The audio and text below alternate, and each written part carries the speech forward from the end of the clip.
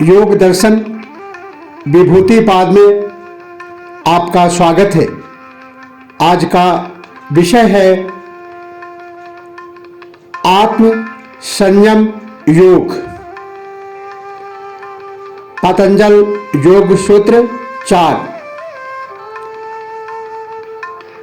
महर्षि पतंजलि कहते हैं, त्रयमेकत्र संयमः। एकत्र अर्थात किसी एक ध्येय विषय में, त्रयम तीनों का होना, संयमः संयम है। ये तीनों क्या है? धारणा, ध्यान, समाधि। त्रयमेकत्र संयमः का तात्पर्य है कि धारणा, ध्यान, समाधि तीनों एक ही वस्तु में स्थित हो, वह संयम है। जब किसी ध्येय वस्तु में ये तीनों स्थित हो जाते हैं तो संयम कहलाते हैं। इस प्रकार किसी में भी संयम करने से उसका संपूर्ण ज्ञान हो जाता है, जिनका आगे वर्णन किया जाएगा। आज के वैज्ञानिक ज्ञान प्राप्त करने के लिए प्रयोगशाला में परीक्षण करके अथवा घटनाओं और परिस्थितियों का अध्ययन करके निर्णय लेते हैं, किंतु इनमें पूर्ण ज्ञान के अभाव में त्रुटि की गुंजाइश रहती है। यह विधि अंश से पूर्ण की ओर जाने की है। इसमें वैज्ञानिक पदार्थ से आरंभ करके ऊर्जा तक पहुंचते हैं, जबकि योगी सीधा पूर्ण का ज्ञान प्राप्त कर अंश तक पहुंचता है। यह समस्त सृष्टि उसी एक तत्व का फैलाव मात्र है।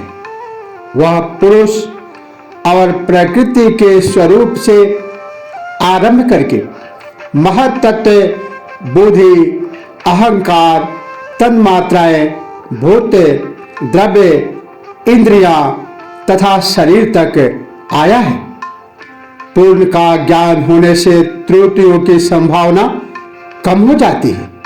सृष्टि का सारा ज्ञान योगियों ने इसी प्रकार संयम करके प्राप्त किया है। अध्यात्म में जो त्रुटियां दिखाई देती है, वे अज्ञानियों द्वारा की गई घोषणाओं तथा व्याख्याओं के कारण आई है। अन्यथा पूर्ण ज्ञानी सृष्टि के रहस्यों को भली भांति समझ सकता है, क्योंकि उसकी संपूर्ण क्रिया प्रणाली का उसे ज्ञात हो जाता है। यही अंतर्दृष्टि है जिसे प्राप्त करके प्राचीन काल में योगियों, ऋषियों, महर्षियों आदि ने चमत्कारिक खोजें की। भारत इन खोजों में सबसे धनी है। चित्त जब किसी में इतना लग जाए कि वह अपने आप को भूल जाता है तो उसे संयम कहते हैं। इसी बात को बताते हुए योग दर्शन विभूतिपाद सूत्र 4 में महर्षि पतंजलि ने कहा, त्रयमेकत्र संयमः।